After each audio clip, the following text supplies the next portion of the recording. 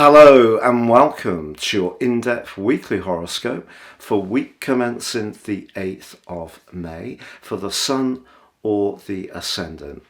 I'm going to give you the standout details to look out for that we can all collectively relate to, but please stay with me. I will then explore each of the 12 zodiac signs from Aries through to Pisces in much greater detail.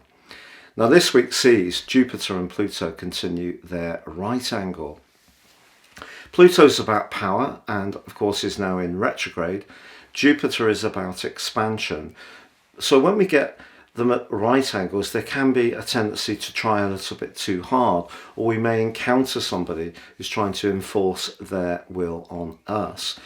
And at the heart of this week's events, of course, is the energy compacted into the sign of Taurus. This is where the Sun is, which is critical, the retreating, retrograding Mercury, but also the North Node. So our values, our everyday money, our self-worth, still very much in focus.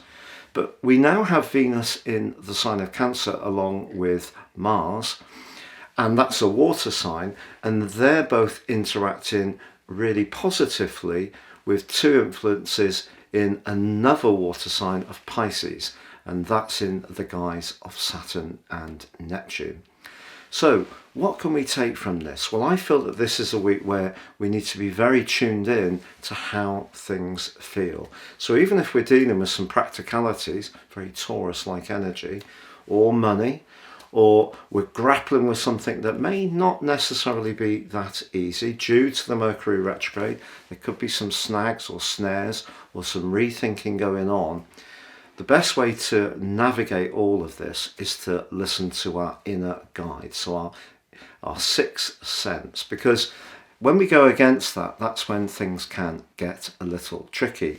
But we also have a quarter moon in the sign of Aquarius on Thursday, where Pluto is, and that is in a square with the Sun in Taurus. So I feel one of the things that can come into this week could be some challenges around our future planning or our connections to others, where our values or the financial elements of a situation don't quite stack up in the way that we hope, which is the 11th house energy of higher expectations. So we need to keep our feet very much on the ground with this earthy energy, but tune into how things feel.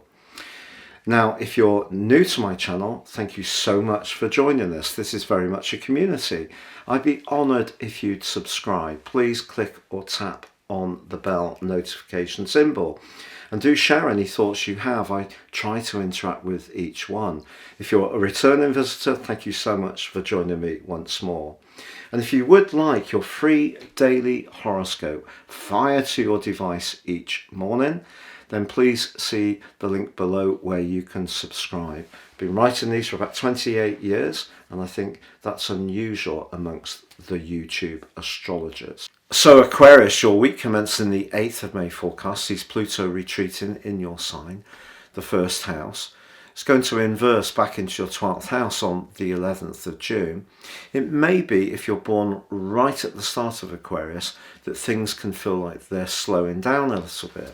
But Jupiter, for the last week, is still in the part of your situation to do with how you think and share your ideas. Next week, it's going to be moving into a much more emotional location. So anything that has got perhaps bogged down in Mercury's retrograde around your home or family or security sector can take a big step forwards next week. And of course, Mercury will also be ending its retrograde. But you know, your traditional ruler Saturn actually forges a really good link with Mercury this week, and also with the North Node, and also with Venus, which has just moved into Cancer.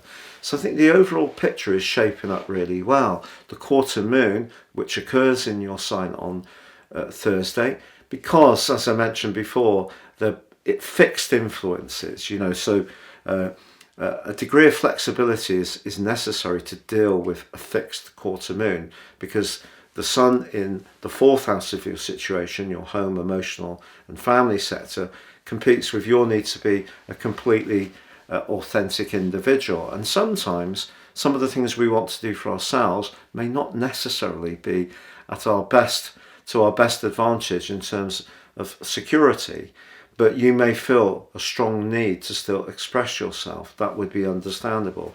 But this week is a lot about being conscious of the concept of security, because we have a lot of water energy, 2 planets in Pisces, 2 in Cancer, but in the sign of Pisces it's the second house of everyday money with Saturn.